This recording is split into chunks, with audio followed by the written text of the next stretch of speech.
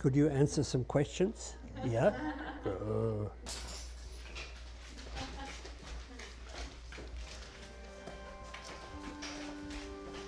My name depends. If you're American, I'm Thomas Hoepker.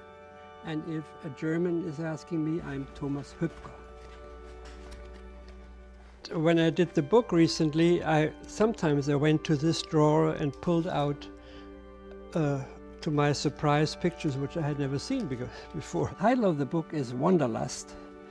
And it's very funny because it's a German word, Wanderlust, which means the same in both languages. So it's the joy of wandering around. So it's very fitting because I've been wandering around the world for many, many years. In Germany, we had about 4 or 5 very interesting weekly magazines. A man from Hamburg came and saw me in Munich and offered me a job at the magazine which was called Crystal.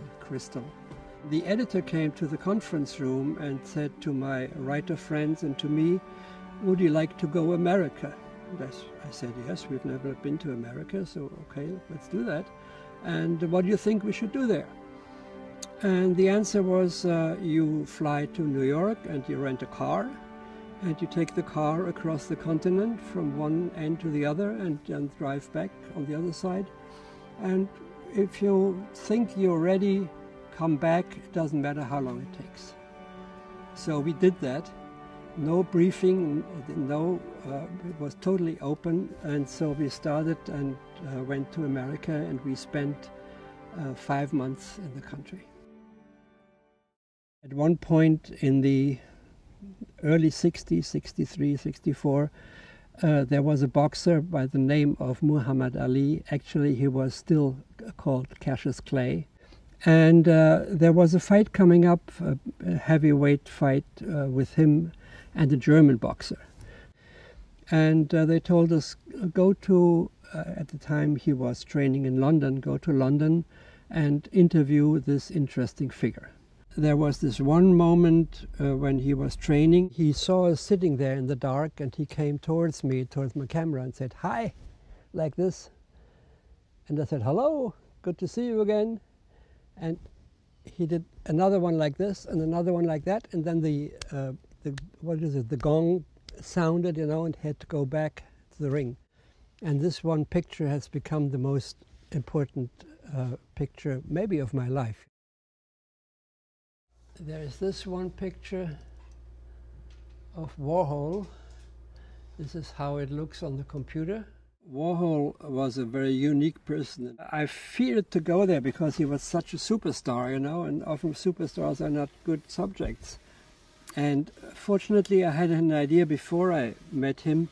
I brought transparent foils, and I said, "Could you hold this?" And he, like a machine, he said, "Okay." Held it up. Whoop, I got my picture, a red one, whoop, a green one. His face didn't change. He was simply doing what I wanted him to do, and then he said goodbye, and this was it.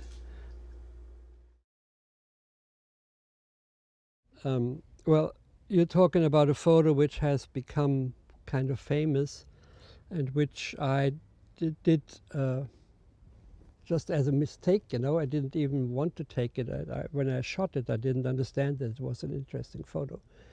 The day was 9/11, when the horror came over Manhattan and the World Trade Center was hit by 2 airplanes.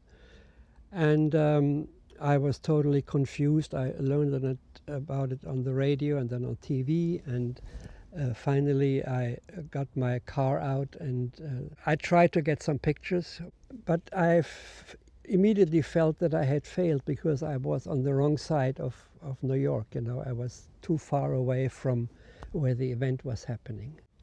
And only years after this, about 3 or 4 years, a curator came from the Munich Photo Museum, and they wanted to do an exhibition with me.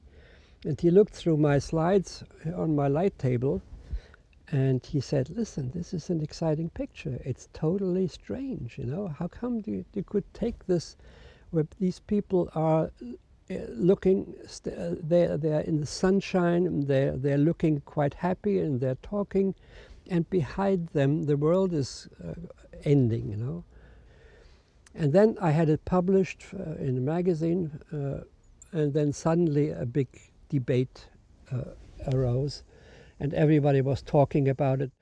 And even some of the people in the picture came, and they were not very happy to have been photographed by me in that situation.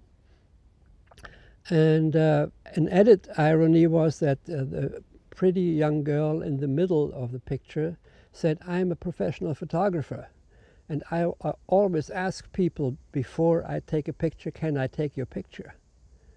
But then my answer was, if I had asked you, I wouldn't have the picture, or the picture would be a lie. And it's probably, together with my Ali, it's the second most important picture I took.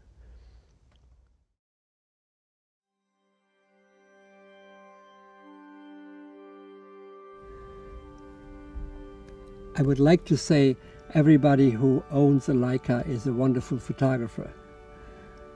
But that's not true, you know. Just by owning a wonderful instrument, you know, you can own a wonderful piano and you're not a good piano player. All these cameras can make wonderful pictures. But Leica has a little extra, you know. It's the feel, it's the soul of the machine. And they make very precise instruments. What you do with it is your thing.